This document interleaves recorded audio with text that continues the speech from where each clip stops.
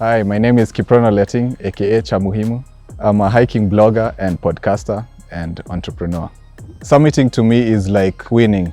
There's nothing else like when you reach the top and summit, because now you feel like you've accomplished like your objective, you've won what you wanted to achieve, and of course the views up there are beautiful. My most memorable summit has to be Rwenzori. Rwenzori is a tough mountain. We had really bad weather during our summit push to Margarita Peak. It was so cold. My specs were constantly icing up, so I couldn't really see. So reaching the Rwenzori summit for me has to be my most favorite summit. Some of my favorite trails, one in Aberdare's Mount Satima, the Dragon's Trail. For the views, there's some nice hills in Ukambani. One hill is Kio Hill. It has really nice views in Ukambani. And also I did a Diani beach trek. That was a good 20-kilometer hike. It's very beautiful. My Everest story, I have to take you way back to how I started hiking. So this was back in 2012. I met a South African mountaineer. He's called Sibusiso Vilane. Meeting him, like someone who's summited Everest, inspired me to start hiking.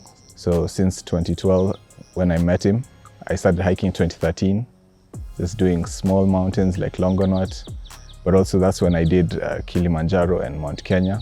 2 months before doing Everest Base Camp, I did a few challenges like in the Aberdares.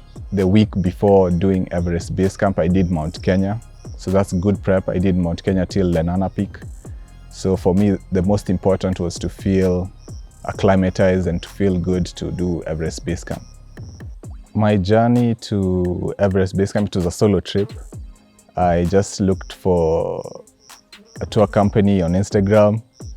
I saw the first one, I liked it, and we chatted, and then set a date.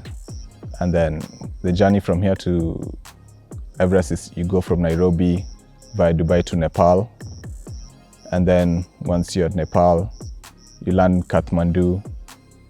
You take a small flight to Lukla, that's to the base of the trek. So my Everest Base Camp trek was 10 days total, 7 days up and 3 days down. And it's a nice gradual trail. I think it's something that many people can do. Mentally, I was just enjoying my time. My main goal was not to get sick, because I hear many people get sick up there because of the altitude and the cold. So my main worry was not to get sick. But mentally, I was just enjoying myself, because the scenery is really beautiful, because as you're walking, you can check out the Himalayan range, the different mountains. It's very scenic. Life itself is a risk. You don't know when your day will come. It's risky to do great things, and I think it's worth it if you are successful.